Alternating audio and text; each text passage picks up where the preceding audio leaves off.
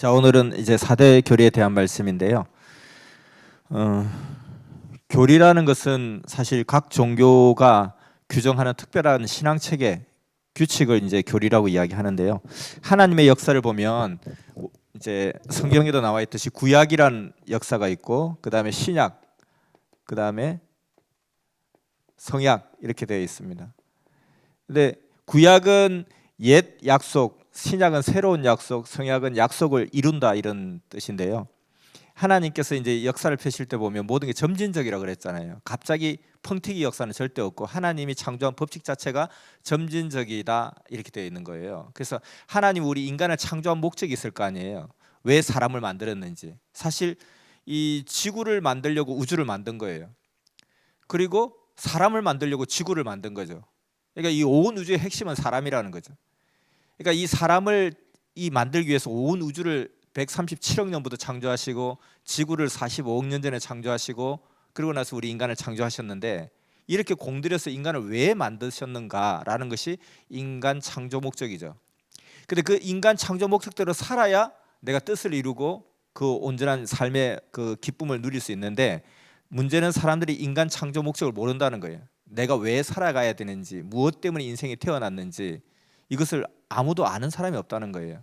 그럼 누가 아느냐? 만드신 하나님이 알지 않겠냐? 그래서 하나님을 믿지 않고 그의 말씀을 듣지 않고서는 절대 우리 인간의 창조 목적을 알 수가 없고, 그러다 보니까 목적을 모르니까 이리저리 방황하다가 사람들이 가는 곳에 휩쓸려 따라다니다가 나중에는 목적지에 도달하지 못하고 인생이 끝난다는 거예요. 그러면서 사람들은 나름대로 뭐 착하게 살면 되지, 부지런하게 살면 되지, 성실하게 살면 되지 라고 그냥 규정하는데, 그건 사람이 규정한 거라는 거예요. 어제도 이야기했지만 내가 서울대 가는 게 목적이다 했을 때는 착하다고 서울대 가는 게 아니라는 거예요. 남을 많이 돕는다고 서울대 가는 게 아니라는 거예요. 그 가는 방법을 정확하게 알아야 그게 가는 거지. 길을 엉뚱한 데로 가고 있는데 이 사람 너무 착하니까 너는 저기 간 걸로 해줄게. 내가 대전에서 서울로 가는 방향을 가야 되는데 나는 서울 가겠다면서 부산 방향으로 막 가고 있는 거예요. 근데 갔는데 대구 좀 도착했는데 너는 착하니까 서울 간 걸로 해줄게 하고 뿅 하고 서울에 보내주고 이러진 않는다는 거예요. 그러니까 착하게 선하게 부지런하게 하는 건 하나의 삶의 하나의 방편에 불과한 거고, 정확하게는 길을 알아야 되고 방향을 알아야 된다. 무엇 때문에 사는지, 무엇을 위해 살아야 되는지, 그게 착하게 사는 것이 아니라는 거죠. 사실은 그거는 아주 작은 밑에 차원이고, 정말 인생의 근본 목적을 알아야 되는데 하나님이 창조한 자가 그걸 알기 때문에 그 하나님을 절대로 의지해야 된다는 거예요. 그래서 사람들은 모르는 소리로 뭐 교회 가나 절에 가나 뭐 이슬람에 가나 뭐 착하게 살아라, 부지런히 살아라, 또 똑같은 말 아니냐, 나는 안 가도 압니다, 안 가겠습니다, 그런 차원이 아니라는 거예요. 그래서 하나님을 절대 찾아야 된다라는 것이고요. 근데 하나님이 역사를 할 때는 이렇게 인간 창조를 해서 그 목적을 이루려고 하는데 갑자기 떡 이루는 것이 아니라 과정이 필요하고 때가 필요하고 적당한 시기가 필요하다는 거예요. 사람이 어른이 될 때도 일정한 기간이 지나야 어른이 되는 거지 갑자기 막 1년 2년 만에 어른이 되지는 않는다는 거예요. 그래서 하나님이 역사를 45억 년 전부터 지구를 만들었다 할지라도 지금부터 6,000년 전에 그때까지는 하나님 때를 기다리신 거예요. 역사를 펼 만한 때를 기다린 거죠. 그 때를 시작해서 갑자기 하나님의 창조 목적의 뜻이 이루어지는 것이 아니라 적어도 7,000년 정도는 지나야 그 역사의 뜻이 시간이 필요하다는 거예요. 그래서 구약을 4,000년, 신약을 2,000년, 성약을 1,000년, 이렇게 7,000년 동안 그 역사를 이루어 간다는 겁니다. 근데 그렇게 이루어 가는 데 있어서 결국 그 시기마다 하나님은 어떻게 차원을 나눴냐면은, 구약은 하나의 하나님과의 관계가 종의 차원이고, 그래서 결국 하나님을 그냥 주님이라 그렇게 하면서 주의 종이라고 스스로 자기들 이야기하죠. 근데 예수님이 오셔가지고 이제 종의 차원에서 아들 차원으로 차원을 높인다는 거예요. 이렇게 점진적으로 차원을 더 높여가는 역사라는 거예요, 하나님 역사는. 근데 이 4,000년의 기간 동안 쭉 성장해서 이제 드디어 아들 되게 하시는데, 이것을 누군가가 이 문을 열어주는 자가 있어야지만이 그 시대를 감당할 수 있는 거죠. 그래서 이 존재가 바로 메시아라고 이야기하죠. 구원자라고 이야기하는 거죠. 이 구원자 된 예수님께서 오셔서 결국 그 시대에 아무도 감히 하나님을 아버지라 부르지 못했는데 처음으로 하나님을 아버지라고 부르게 하셨다는 거예요. 그러니까 그 시대 사람들 볼 때는 너무너무 이게 막 참남하다 이렇게 이야기하죠. 감히 우리 인간이 하나님을 아버지라 하다니 이렇게 했는데, 예수님 이후로 이제 이 신약 2000년은 아들 시대가 된 거예요.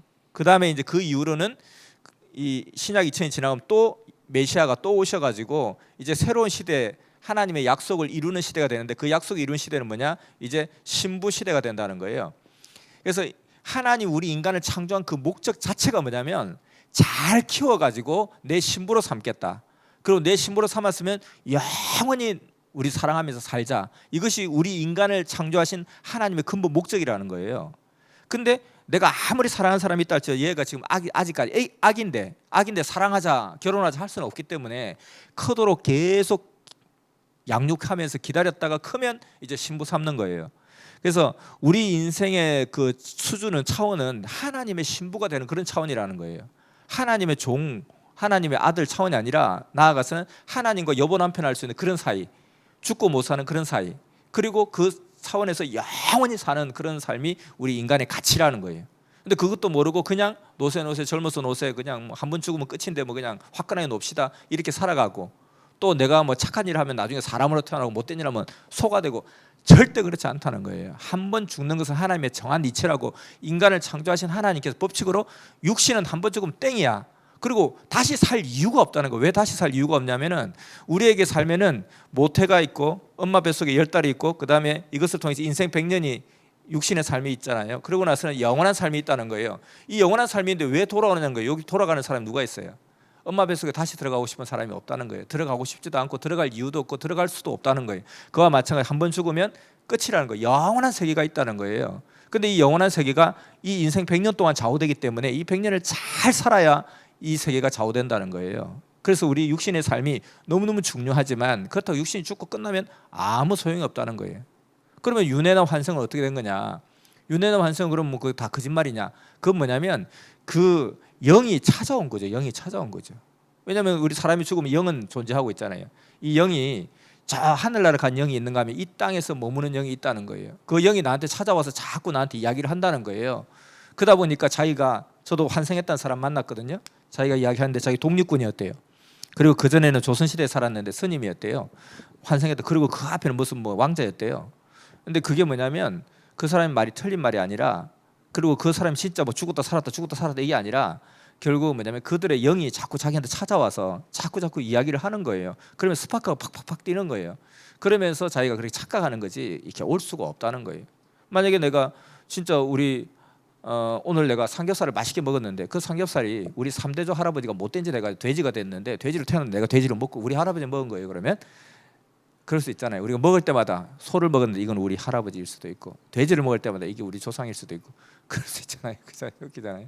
그 내가 또 죽어가지고 돼지가 돼가지고 내가 내 후손들한테 먹힐 수도 있고, 그게 아니고 이런 부분들이 있는 거예요. 영원한 세계에 있는 거예요. 근데 우리 인생은 결국 신부, 하나님의 신부가 되게 하는 과정이다. 그래서 이 차원을 높이는 데 있어서 메시아가 와야 된다는 거예요.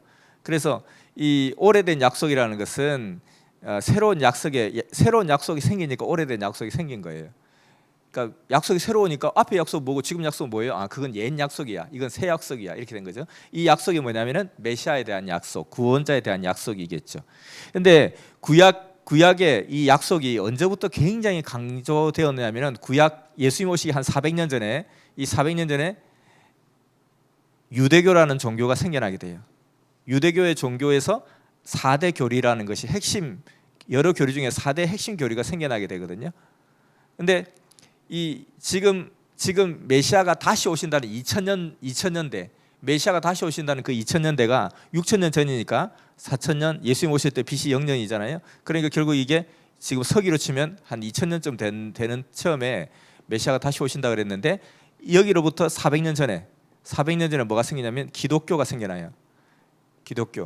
기독교는 사실은 엄밀히 말하면 우리가 이제 우리 한국에서는 주로 이제 구교, 신교 이렇게 구분하잖아요. 근데 이제 구교는 성당, 신교는 교회 이렇게 이야기하잖아요. 근데 이제 로마 카톨릭이고 이거는 이제 프로테스탄트 교회인데, 이것을 사실 합쳐서 다 예수 믿는 종교잖아요. 근데 다 예수교인데 우리는 흔히 기독교하면 교회를 이야기한다 이렇게 생각해요. 아무튼 이렇게 이 개신교가 지금부터 약 400년 전에 생겨나면서부터 기독교의 4대 교리가 생겨나요. 기독교 4대 교리. 그래서 오늘은 이 기독교 4대 교리와 유대교 4대 교리를 비교해 보면서 지금의 우리가 뭘 얻어야 될지를 생각해 보는 거예요.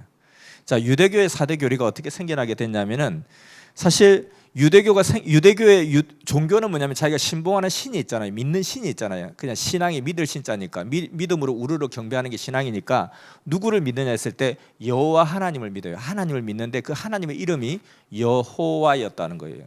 성경은 여호와는 누구 또 여호수아는 누구? 여호수아는 또 중심 인물이고 그죠? 여호와가 하나님을 부르는 이름이었었어요. 근데 이 유대교가 신봉하는 여호와 신은 이미 자기 조상 대대로 약 2000년 전부터 이미 믿고 있었던 신이었다는 거예요. 근데 여기 갑자기 왜 유대교가 생겨났냐 하지만 그전에는 여호와 하나님을 우리 이스라엘 조상들이 막 섬기고 있었어요. 믿고 있었어요. 근데 믿고 있는데 그거는 그냥 신앙이고, 종교화된다는 것은 뭐가 있어야 되냐면 정식적으로 교리 체계가 나와야 된다는 거예요. 그러니까 우리가 동창 모임을 한 20년 전부터 하고 있었어요.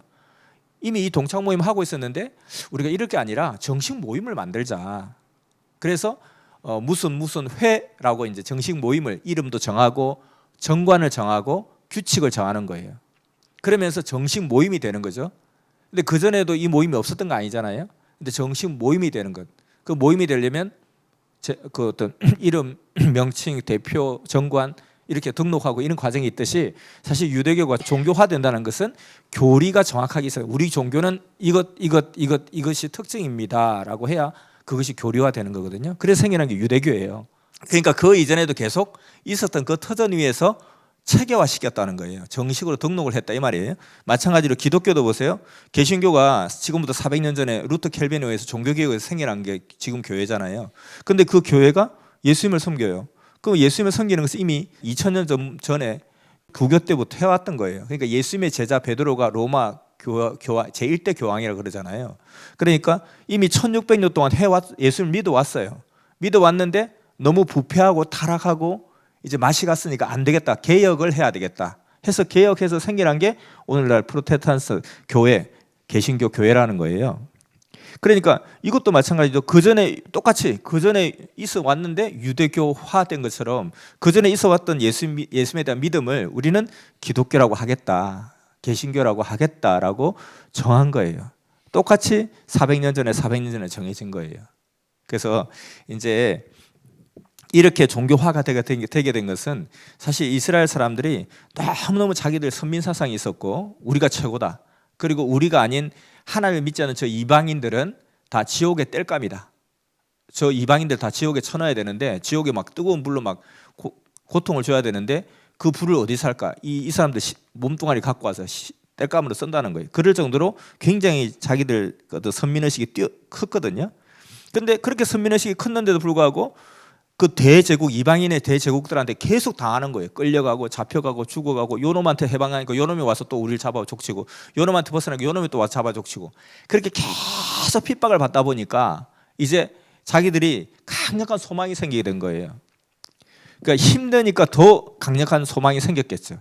이제 우리가 이렇게 이방인들은 짓밟히고 있지만 우리는 하나님의 택한 백성이니까 이제 메시아가 오는 날 너네들은 다 작살날 것이다. 완전히 초계같이 숫덩이같이 너네들은 수금댕이가 될 정도로 타서 심판을 받을 것이다. 그러나 우리는 영광을 받을 것이다. 이런 믿음이 굉장히 강하게 존재하고 있었거든요. 그래서 그들이 이제 하나님을 믿던 구약 성경을 자꾸 이제 정경화하면서 성경을 정리해서 만들어진 게 구약 성경입니다. 그런데 그들이 그렇게 강력하게 소망했던 그것이 과연 어떤 것이었느냐? 이제 메시아가 오면 하나님이 이 땅에 오시면 이제 우리는 자유함을 얻게 되고 축복을 받게 될 것이다 라고 하면서 기대했던 그들의 4대 교리가 첫째는 뭐냐면 메시아가 오시는데 메시아가 올 때 구름 타고 강림한다는 거예요. 메시아가 이 땅에 올 때는 구름 타고 이 땅에 내려온다, 강림한다. 두 번째는 그러면 구름 타고 오셔서 뭘 하느냐? 우리 하나님을 믿다가 죽은 자들 그들을 부활을 시킨다는 거예요. 죽은 자가 살아나고 그리고 살아서 지금 현재 하나님 믿고 있는 사람들과 함께 하늘로 끌어올린다는 휴거를 한다는 거예요. 하늘로 끌어올린다. 그 다음에 세 번째는 이 땅에는 이제 하나님을 믿지 않는 자만 남아 있겠죠. 그들을 갖다가 불로 심판한다. 이렇게 되어 있고요. 그 다음에 이제 불로 심판했는데 이 땅은 이제 불바다가 되어서 다 없어졌는데 우리는 어디 가서 살지? 그래서 새 하늘과 새 땅에 우리를 인도하신다. 그래서 여기서 1000년 동안 왕노릇한다. 그래서 1000년 왕국론을 이야기하는 거예요. 그래서 이것이 그 유대교의 핵심적인 4가지 교리였습니다. 이것이 유대교다. 우리 유대교는 이렇다라고 하는 것이 핵심 4대 교리가 다 메시아 강림에 대한 거였어요. 메시아 강림에 대한 것으로 집중되어 있는 거죠. 왜냐하면 그들은 메시아만 오면 모든 것이 다 해결된다고 믿어왔고 그들의 고통에서 벗어난다고 생각했기 때문에 이렇게 철통같이 믿고 있고 그날을 기다리고 있었던 거죠. 근데 이제 예수님이 오실 때가 되었어요. 하나님은 어떤 역사를 펴실 때 일부러 모르게 역사 펴지 않고 알게끔 자꾸 이야기를 하십니다. 하나님 뜻을 이루어야 되니까. 근데 사람들이 그걸 안 듣기 때문에 모르는 거예요. 도적같이 주가 오신다고 했는데 도적같이 온다는 것은 굴뚝 담 넘어서 온다는 뜻이 아니라 모르게 온다는 거예요. 모르게 온다는 것은 사람들한테 모르게, 사람들 아무도 모르게 온다는 뜻이 아니라 사람들이 알지 못하니까 모르게 오는 거죠. 근데 알 수 있게끔 다 하나님은 이야기를 하시는데 사람이 안 들으면 그걸로 끝이라는 거예요. 하나님이 다 할 수가 없다는 거예요. 하나님이 하시는 것이 있지만 우리 인간이 스스로 해야 될 것도 있다는 거예요. 갓난아기가 부모가 다 해주는 것 같지만 갓난아기 본인도 해야 될 것은 숨을 쉬어야 되고 주면 먹을 것을 먹어야 되는데 숨을 안 쉬겠다고 막 하고 있으면 죽는 거예요. 부모가 어찌 할 수 없죠. 그리고 먹을 걸 먹어야 되는데 안 먹겠다 입을 꽉 닫고 있으면 어쩔 수 없죠. 그래서 부모가 다 해주는 것 같지만 사실은 본인이 해야 될 것이 또 있다는 거예요. 이와 같이 하나님이 전지전능하시니까 다 하실 수 있는 것 같지만 내가 해야 될 것은 내가 하지 않으면 안 된다는 거예요. 내가 하나님을 사랑하지 않으면 하나님 내 사랑을 못 받는 거예요. 근데 하나님이 그러면 사랑하게끔 나를 로봇처럼 만들어버리면 그것은 사랑이 아니죠. 스스로 좋아서 하는 사랑이 돼야 그것이 사랑이 되니까. 그래서 이와 같이 이런 어떤 예수님의 메시아의 강림에 대해서는 이런 기준을 가지고 계속 기다리고 있었는데 드디어 메시아가 왔습니다. 그 메시아는 예수님이었죠. 결론적으로 보니까. 그래서 그들이 기다리던 메시아가 왔는데 정작 그렇게 강력하게 기다렸던 유대교인들은 유대교는 또는 유대인은 이스라엘 사람들은 이 예수님을 알아보지 못하고 대적을 하게 돼요. 우리 메시아가 왔다 이게 아니라 막 그냥 대적을 합니다. 대적을 하고 나중에 심지어 죽이기까지 한다는 거예요. 근데 예수님은 오신 목적을 이루어야 되니까 이들을 위해서 죽어주시기까지 하면서 아들 차원의 신약시대의 문을 열어두셨다는 거예요. 그러면 유대인들은 왜 예수님을 몰라보았을까? 그렇게 기다리고 그렇게 소망했던 유대인들이 예수님을 왜 몰라봤지? 라는 것에 이제 이 이유를 찾아보면서 앞으로 메시아가 오실 때 우리가 어떻게 해야 될지 이걸 생각해 볼 수 있을 것 같습니다. 그래서 예수님께서 이제 이들이 극렬하게 비판하고 비방하니까 결국 예수님께서 내가 이들을 위해서 대신 죽어서라도 이 뜻을 이루어야 되겠다고 죽어주시고 다시 예수님께서 이제 예수님을 따르던 제자들에게 이야기를 하죠. 내가 다시 오겠다. 내가 다시 오겠으니 너희는 나를 기다려라. 그리고 너희뿐만 아니라 모든 사람들을 다 이 기쁜 소식을 전해서 함께 기다리도록 하라 하고 유언을 남기게 되죠. 이 유언에 의해서 생겨난 게 기독교라는 거예요. 사실 따지면 아까 말한 구교, 신교 합쳐서 이야기하는 거죠. 그러니까 사실은 오늘날 기독교의 정체성은 뭐냐면 기독교의 그 목적이 뭐냐, 저 기독교가 존재하는 목적이 뭐냐 했을 때는 예수님의 강림을, 재강림을, 재림을 기다리는 게 목적인 거예요. 다시 말하면 교회가 존재하는 목적은 재림을 기다리기 위해서 존재하는 거예요. 이 교회는 그냥 불쌍한 사람 돕는 것도 아니고 우리끼리 정말 잘 따뜻하게 지내면서 서로 돕고 살고 이것도 아니고 근본 목적은 왜 존재하느냐, 정말 목적을 모르면 아무 의미가 없는 허무한 거예요. 그래서 목적은 재림을 기다리기 위해서 기독교가 생겨난 거예요. 그래서 이 재림에 대해서 모르면 기독교 신앙 자체가 의미가 없는 거예요. 근데 오늘날 교회가 보세요. 재림 이렇게 이야기하면 이단 같다 그러고 재림에 대해서 관심 하나도 없어요. 예수를 믿는다 하지만 예수님이 다시 오시는 것에 대해서 관심이 하나도 없는 거예요. 그러니까 그거는 기독교가 아니라는 거죠. 변질됐다는 거죠. 그래서 결국 이렇게 볼 때 우리 기독교도 그렇게 강력하게 예수님의 재림을 기다리고 있는데 유대교처럼 정말 예수님이 다시 오셨을 때 또 그 예수님을 죽이고 대적하고 미워하고 싫어할 수도 있다는 거죠. 그럴 리가 없다. 어떻게 그럴 리가 있습니까? 하지만 그렇게 따지면 유대인들은 절대 그럴 리가 없다는 거예요. 오늘날 이 기독교인하고 유대인들의 그 어떤 신앙의 강도를 비교할 것 같으면 비교 자체가 안 된다는 거예요. 이 사람들은 오직 신을 위해서 존재하는 것처럼 모든 것의 그 기준을 신의 율법에 다 두고 살았기 때문에 우리는 그래도 먹고 살아야 되고 직장도 가야 되고 학교도 가야 되고 하지만 이 사람들은 오직 그냥 하나님 섬기는 데만 집중했던 사람들이기 때문에 오늘날 기독교인들과 비교가 안 된다는 거예요. 그런데도 불구하고 오신 메시아를 죽였다는 거예요. 알아보지 못하고 죽였고, 지금 2000년 지난 지금도 유대교인들은요, 지금도 예수를 메시아라고 생각 안 하는 거예요. 아직도 메시아가 안 왔다라고 생각하는 거고, 기독교는 메시아가 왔는데 다시 또 오실 거다고 재림을 기다리는 것이 기독교고, 초림을 기다리는 것이 유대교라는 거예요. 그러니까 유대교는 예수님 메시아가 아니다 이거고, 기독교는 예수님이 메시아가 맞다 이거예요. 그런데 결국 이렇게 강력하게 기다렸던 유대인들이 예수님을 맞이하지 못했다면, 똑같이 지금 기독교도 예수님이 다시 오실 때 가장 예수님을 진짜 미워하는 사람일 수도 있겠다 하는 거죠.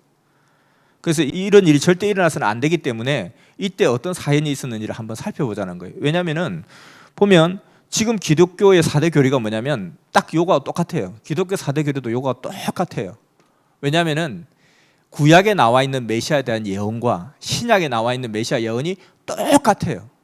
그래서 이것이 기독교의 4대, 유대교의 4대 교리인 동시에 기독교의 4대 교리예요. 그럼 이 유대인들이 이걸 절대적으로 믿고 이것을 중심으로 철통같이 믿었는데 메시아를 갖다 대적했다면, 신약도 마찬가지로 이걸 철통같이 믿고 있는데 또다시 예수님이 다시 오실 때 또 대적할 수도 있고 심지어 죽이기까지 할 수도 있다라는 거죠. 그래서는 안 되는데 도대체 무슨 여기에 사연이 있었길래 이런 비극이 일어났을까? 그 비극을 여기에 되풀이해서는 안 되기 때문에 이때와 이때를 한번 비교해보고 우리가 어떻게 해야 될지를 한번 따져보자 하는 것이 교리를 비교하는 목적입니다.